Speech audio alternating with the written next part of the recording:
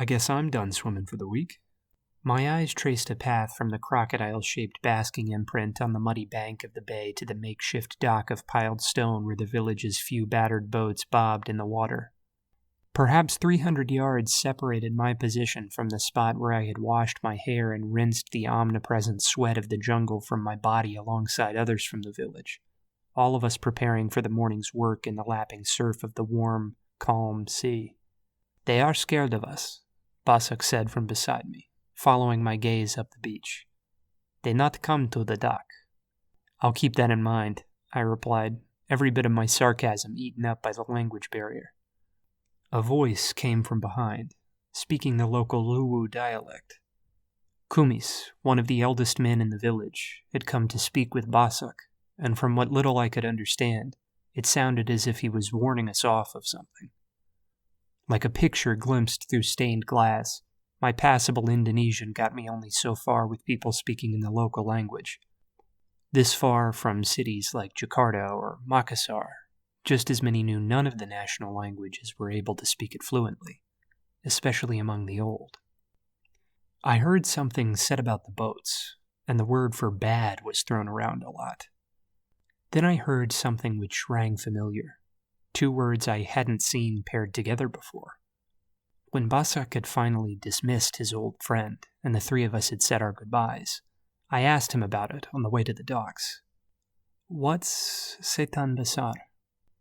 Basak, seeming distracted, shrugged. "Huh?" "Kumi said it," I explained. "He said it like it was a name. Big Devil." "I know that much," I said, helping him flag down the boat that was coming in to pick us up for the day's trip as he double-checked our bags. "Those are Indonesian words. What I mean is, what's Big Devil?" "Local story," he said, waving out toward the water. "Some big fish, the coast people say haunts the bay. Kumis says they saw it last night." The battered little motorboat, which ferried fresh water from the shore to the ramshackle fishing platforms and floating villages out on the bay, was piloted by two boys no older than 12 or 13. Their age was contradicted by the practiced grace with which they guided the hull of the boat up to the piled rock of the dock, using a long and weathered bamboo pole to pull the craft the last few meters. "Fantastic. Sea monsters and crocodiles," I said with a smile, helping Basak toss the packs into the boat before clambering in on legs still unused to the sea. He grinned, throwing a thumb over his shoulder towards the village and explaining, "Do not worry. They say Setan Besar every time a big boat crosses the bay at night, all covered in lights. It is superstition." I nodded, thinking back to my smoke break the night prior. With my back decidedly disagreeing with the unforgiving planking of the hut porch I'd volunteered to sleep on, I had tossed and turned through the night, rising several times to stand and look out over the water. A few hours past midnight, a broad string of lights had joined the distant specks that denoted ocean-bound villages and fishing platforms adrift on the water. I had seen several men local to the village perched on the shallow rocky cliff overlooking the beach, nodding and pointing at the sea. "There can't be that much traffic from big cargo ships this far into the Gulf," I said, shifting to better allow our helmsmen to scramble over the boat's benches and crates in their bustle to navigate back out to sea. "We're a few hundred miles north of Makassar Harbor. Does Palopo even have a harbor? It seems too small." "Just a little one," Basak shrugged. "Like a few docks and a place to get gas. Maybe they come up to avoid big storms, down south. Better to be in the Gulf." "Maybe," I agreed, glad for the cool relief of water being tossed back into our faces as the boat finally picked up speed. The ocean's surface was a brutal desert under the heat of an equatorial sun, and any small respite was sorely welcomed. Despite the heat and the unforgiving surface of the sun-baked wood on which I sat, the nearly hour-long trip out to the first fishing platform we visited flew by. Clear enough to allow for a good view of the seafloor near the shallows, the bay provided a fair number of distractions to watch while the minutes ticked by. Though the coral had been dynamited long ago by coastal fishermen looking for massive, easy hauls, the skeletal remains still hosted darting groups of fish and the occasional shark or ray stalking the coasts. Every so often we stopped to haul up the occasional crab pot, tossing the scant few we found into a bucket at the rear near the water barrels after killing them with a rusted screwdriver. Crocodiles lurking down near the bottom followed the pots up once or twice, but they always shied away from the surface, their mighty forms sinking back towards the bottom once they realized the doomed crabs were headed for the boat. By the time we arrived at the first platform, I had worked up a fierce sweat, and consequently began to expect this weekend expedition away from the worries of tutoring English in the village would be a bit more work than I had signed on for. We offloaded 2 stout 10-gallon buckets there, the boys collecting a bit of the flashy Monopoly money they were owed and talking for a few minutes with the sole fisherman living on the ramshackle craft while I poked around on cautious legs. The platform itself was little more than a square frame built around the husk of an old wooden boat, aided in its drift by bands of barrels latched to its edges. 4 large holes, which took up most of the thing's area, were fitted with drag nets, to be lowered and raised by a big gas-powered machination near the little hut at the center where the owner slept, ate, and hid from the cruel sun. While the whole thing was haunted with the salty, slightly offensive odor of tiny shrimp and fish whose bodies had become tangled in the rigging and the nets, the stink of massed fish coming from the barrels we loaded onto our little boat when we left were worse by far. I was given pause, though, by the final exchange of the boys and their customer on the platform as they pulled away.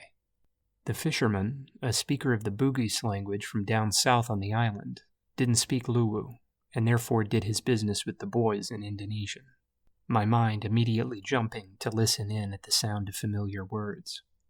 He told them that he wouldn't be needing any fish picked up for the next 2 days, going on to say he planned on keeping the nets drawn up and the platform anchored closer to the shore.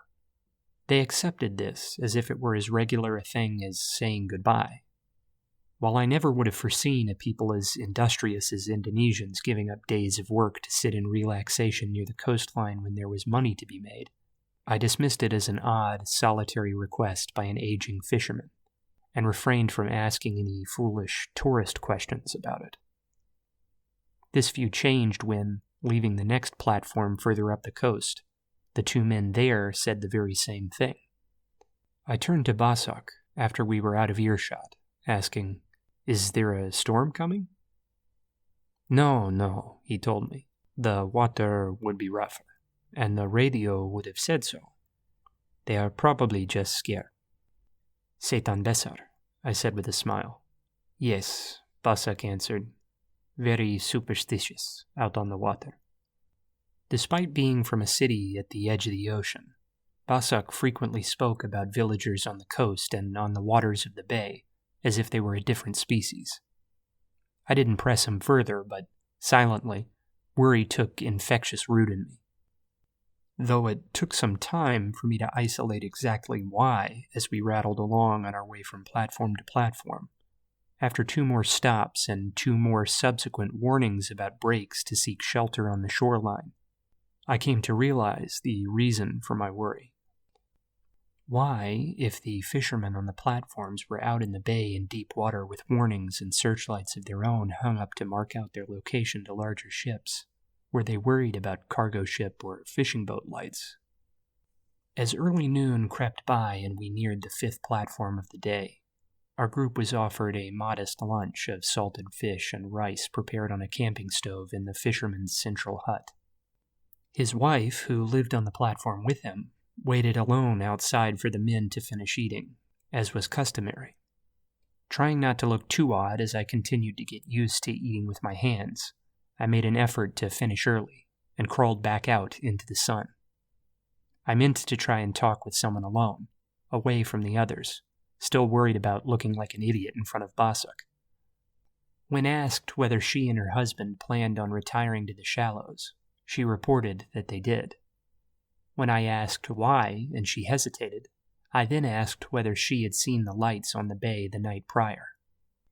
She confirmed that they had, saying that they had stayed up all night watching them. When I asked, rather tentatively, if they could have been a cargo ship, she told me something that quickened my heartbeat, and did so with a certainty that almost hurt to hear. The woman looked me in the eye, and assured me that cargo ships don't travel on the seafloor. We left soon after, my nerves now worse than they had been before the visit. They grew more frayed, inch by inch, as each new fishing platform reported the intention of retiring for the night. Around 5 in the afternoon, the boys shuttling us seemed confused and lost for 10 minutes or so as they scanned the horizon in front of them, slowing our pace for only a short while before moving on. Basak reported that one of the regular platforms had moved, and they had decided to carry on. My mind painted pictures of the missing platform twisted and broken like dried beechwood at the sea bottom behind us, but the worst shock didn't come until much later in the evening, after a few more platforms had come and gone without incident. The village of Loeo was the spot at which we had decided to rest, and around 8, as the first signs of the coming sunset were approaching, we came near enough to distinguish it from the haze of the heat radiating off the slow-rolling ocean. Immediately, our guides felt there was something wrong. I registered it in the tone of their hushed conversation more than in any words I recognized.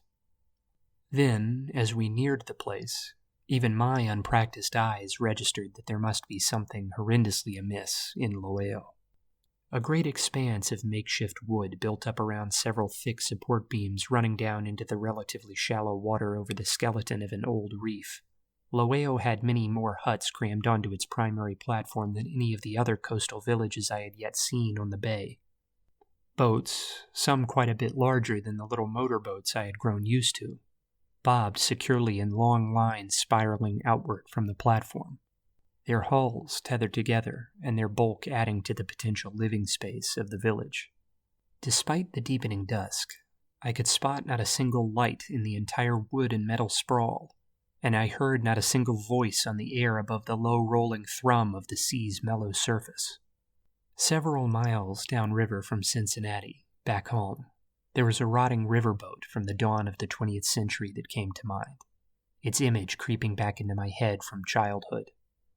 Though I knew as well as the locals at my side that there should be ample noise as the residents bustled in preparation for evening prayers and the final meal of the day, not a peep rose from Loeo's silent husk.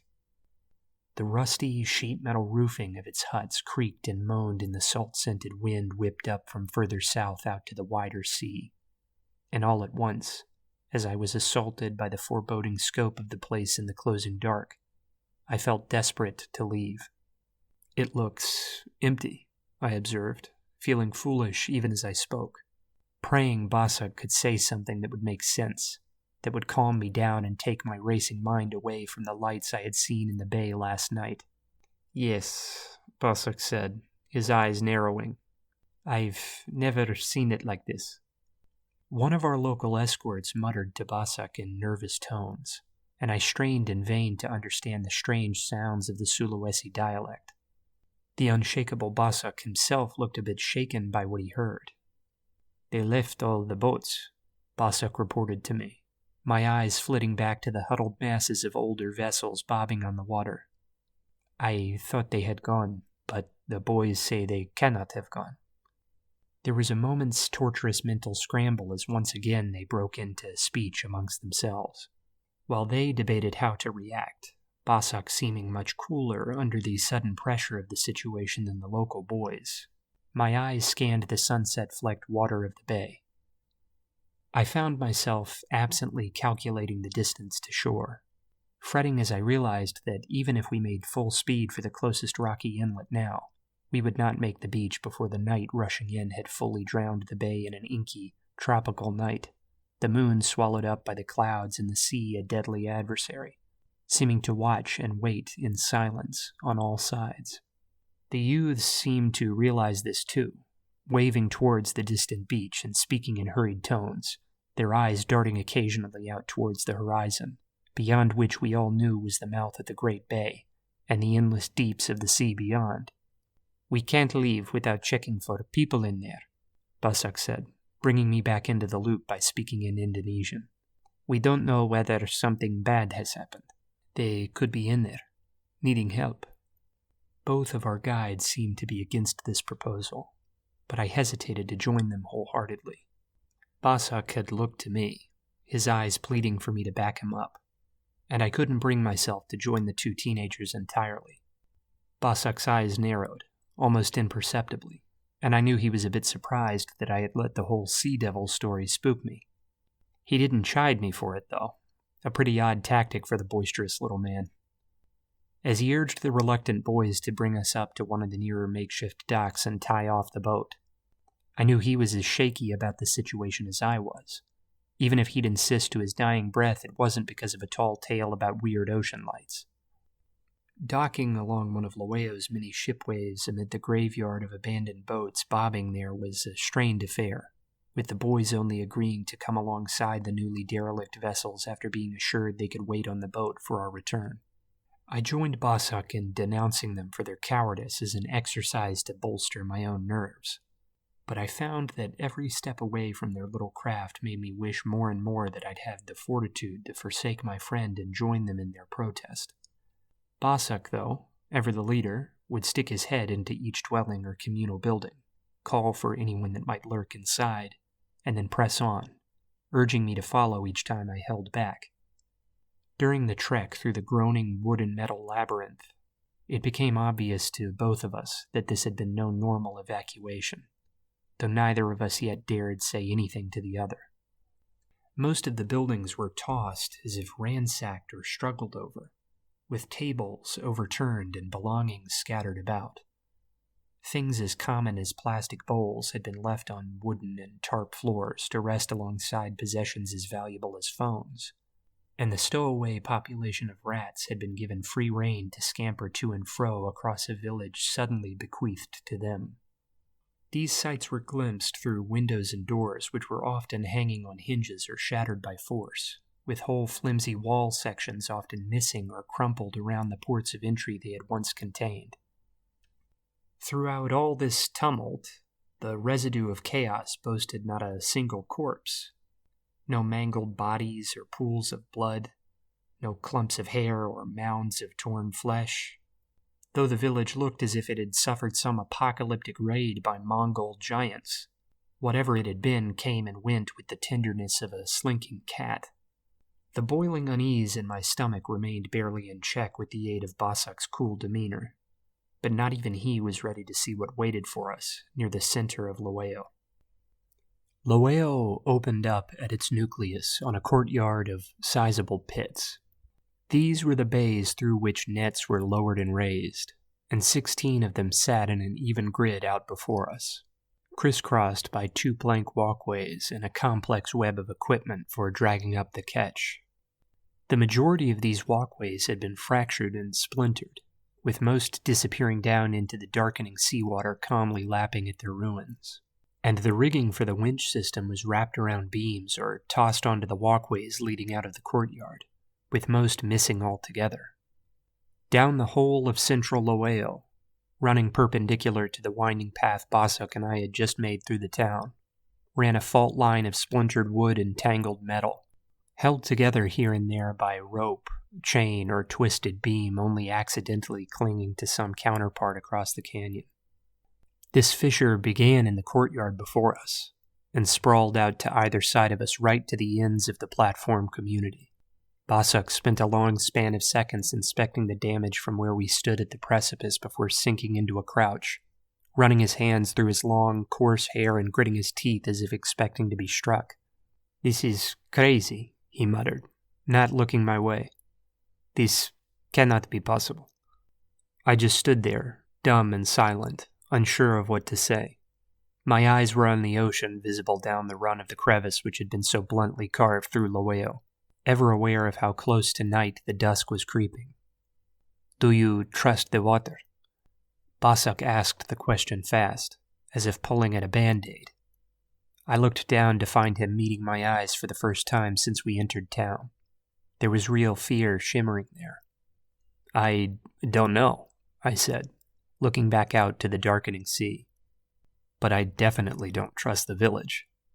As if to accentuate my point, an errant surge in the ocean's surface, small by most measures, bucked the 2 halves of the town, with the portion opposite our own rising a full 6 inches higher than ours before sinking as we mimicked its motions. It was unnerving to see how loosely the two halves were anchored together, and the movement seemed to kick Basuk into speech. "Okay," Basuk said, shaking his head as if to clear blinders from his eyes. "Let's be quick." Winding back towards the outer edge of town, we moved with an urgency that surprised me. It had taken only a few minutes to strip away from Basuk all the calm that he had displayed on the journey toward the town center. What little remained of both our composure was stolen from us in the nearly dead light of the sunset by the distant sound of an aging motor rumbling to our ears through the zigzagging streets of Loeo. Without a single word exchanged between us, we both burst from a nervous trot into a full sprint, scrambling around corners and knocking shoulders and knees against debris and torn doorways as we ran. When we exited the sprawl, a minute or so later, neither of us were surprised to see that our guides were a dissipating shape in the distance, their boat visible mostly as a frothing wake of white ripples forging its way toward the distant shore in the low light. Silence prevailed, our eyes on the shore and our minds on the sea below, its calm roiling ever present and eternally threatening. It was then that the first damnable, incredible thing happened. At the time, I wasn't certain I'd actually seen it, though even I was worried enough to be frightened on an elemental, animalistic level of what I had witnessed. What made that initial moment of fear and simultaneous self-doubt all the worse is that I saw it alone, with Basuk clueless to the whole spectacle. He had, some moments into watching the flight of the little craft towards the shore, turned away, his eyes having been caught by distant lights visible off towards the mouth of the bay. Finally breaking the silence to comment that the boys must have seen the lights and flown into a panic, he chuckled to himself, muttering something about commandeering one of the abandoned boats to get ourselves to shore. I don't know why, but despite the terrible foreboding the lights had inspired in me the night before, I didn't turn to look with him. Perhaps it was fear that kept me staring after the boat in blind desperation not to confront the shimmering unknown across the water. Regardless of the cause, what I witnessed looking westward after the boys was far, far worse than anything the lights might have offered me. Not 10 seconds along into Basuk's spotting of the lights and rambling concoction of a plan to escape the water, there came a distant, almost imperceptible crash of water being broken. It was only truly audible because it coincided with the sudden sputtering halt of the fleeing boat's dying engine, which, though muffled by many hundreds of meters over open water, had been grating on my mind like a fly near the ear on a muggy day. This was accompanied by a shadowy blur of motion and disturbed water, something like the breaching of a small whale. The boat, more a silhouette than an object at this point, jolted upward into the air above the water just slightly, then disappeared beneath the waves, its wake halted and disrupted by the thrashing aftermath of some invisible, violent action. The whole of the affair lasted maybe 2 seconds, a scant few frames played out on the reel of my mind. The dusk was deep, and the rich blues of the coming night had settled in, leaving the moon brighter than the horizon-cloaked sun. I couldn't be sure how much of what I'd just seen was reflection off the waves in the dying light, a fact of which I reminded myself constantly over the hours to come. What I couldn't deny, though, was that the boat and the boys piloting it had vanished, and their trail of rippling water was soon lost to the calmly lilting surface of the bay. When Basuk eventually noticed my disinterest in the lights and turned to join me, he asked what had happened to the boat. I evaded, saying I was trying to figure that out myself. It had just slipped out of sight, I told him. But when he floated the idea of borrowing one of the old boats to chase after them again, I flatly refused. I stammered and sputtered over how the lights in the bay meant there might be danger in the bay, and told him that whatever happened in Loeo the night before was likely spent. If the lights, whatever this Setan Besar was, had caused this, surely they would move on to other fishing platforms and tidal villages in the bay, searching for greener pastures, Thinking back on it now, Bossuck must have sensed how upset I was, because I didn't have to talk with him long to get him to agree to bed down and wait out the night on the platform with me. Perceptive as he was, he may even have guessed that I saw more than I let on of the boy's disappearance. Regardless, we shrank back into the maze of wood and metal to find a place to hide until dawn, his eyes on the dancing blue shimmer across the bay, and mine on the dark water around us, ever so clear in the daytime and ever so murky after the sun's retreat. We settled, after a time, on the roof of a storage shed which housed a vast collection of fresh water. We could replenish our bottles if we grew thirsty in the night, but more importantly, the shed seemed to have held no interest for whatever had ravaged Loeo the night before. Not a single one of the barrels within had been split open or mangled, only overturned and jostled lightly by what I could then only imagine as probing, searching hands. As a final bonus, the roof, several feet higher than the majority of the rooftops in the village, gave us a vantage on the surrounding sea and the central courtyard of ruined netting, so we could track the durability of the mangled village and the progress of the distant lights across the bay.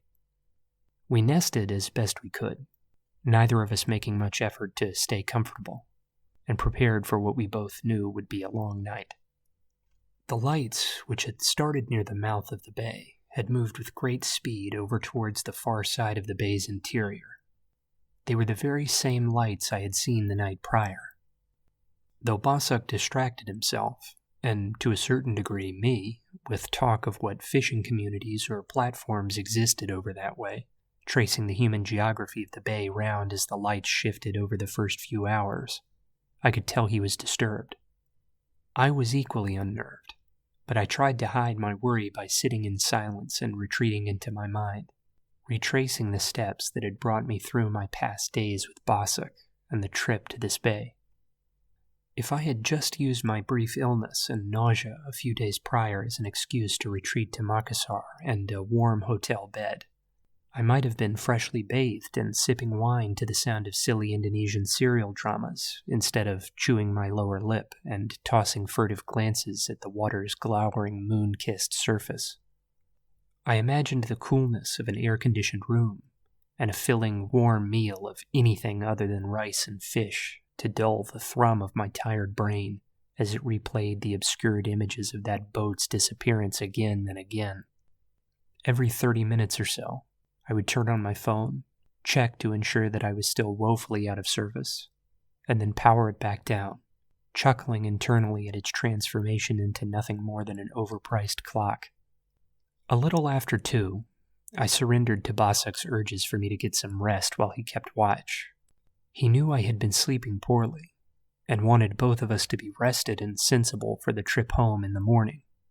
Try as I might, I cannot imagine how I actually managed to fall asleep, for despite several sleepless nights on hard boards prior to this one, the adrenaline of the situation and the equally uncomfortable corrugated sheet metal of the rusty roof beneath us should have conspired to make any thought of rest impossible. My lack of imagination cannot alter the fact that, at around 4 in the morning, I was gently, cautiously awakened by Bossuck, whose dark eyes were filled with such shimmering terror, I could perceive every ounce of it in the shimmering moonlight. But the light playing off his face was different, I soon realized, looking every bit like the wavering ripples reflected on a ceiling above a lit indoor pool.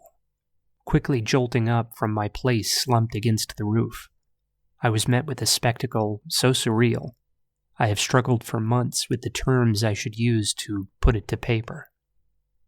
Below us swirled a miasma of luminescence, roiling like storm clouds in a vicious wind, its glow casting the entire surrounding ocean in a pale blue light that made everything down to the bay's rocky floor the better part of 100 meters down visible in spite of the night all around us. Slowly, my light-shocked eyes picked out individual forms among the mass, flitting in and out of the group to pick up tiny fish or morsels which looked to be no more than specks at my distance. They were squid, nearly translucent, thrumming with a light that ran down their mantles on either side. They ranged in size from half a foot to a meter long, and seethed in and out of the netting and supports under Laweo in search of prey, living or rotten. There were thousands of them, many more than I could accurately pin a number on. So engrossed was I with the mass of them at work that it was only when subtle movement in the town below us caught my eye that I shifted my gaze from their initial spectacle toward the open water closest to our position on the roof, where Basak stared with icy intensity. It was the twitch of a great arm that drew my eye.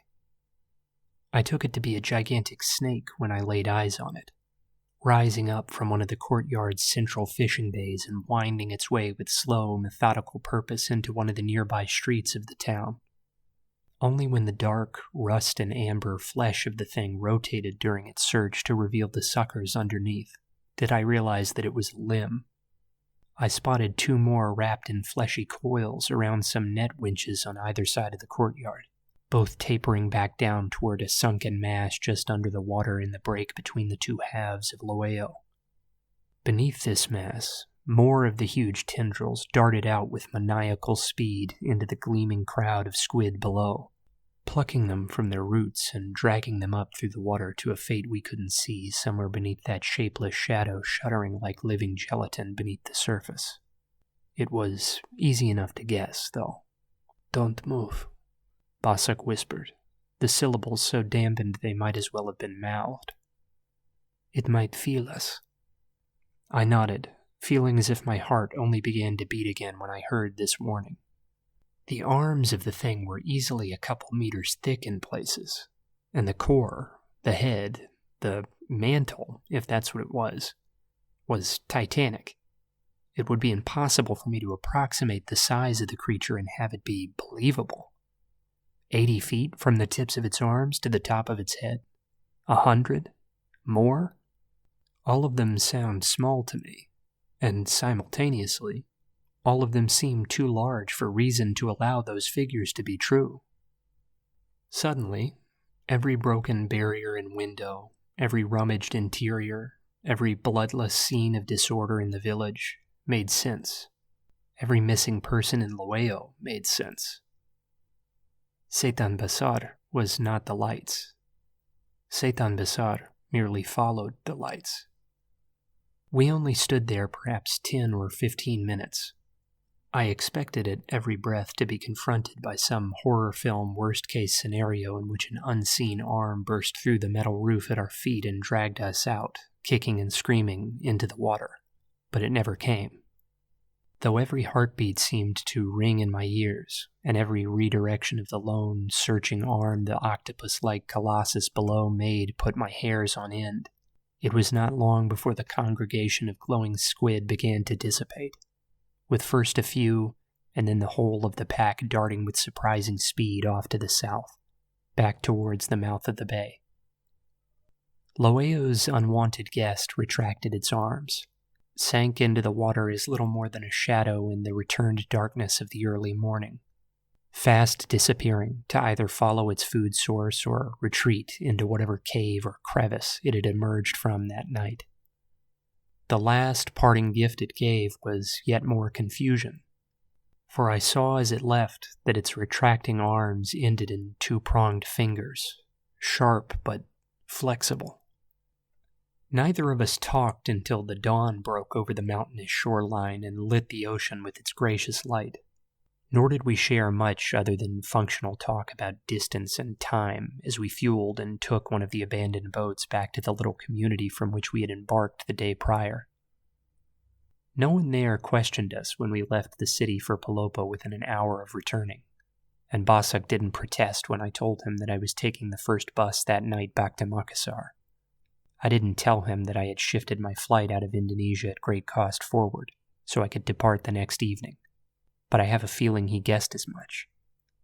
For his part, the loss of his usual boisterous talkativeness was all the confirmation I needed to know that he was greatly perturbed. Flying home to America's Midwest, I quite contentedly vowed never to see an ocean again. It is a vow I have kept for nearly a decade, and which I don't plan on breaking in the future.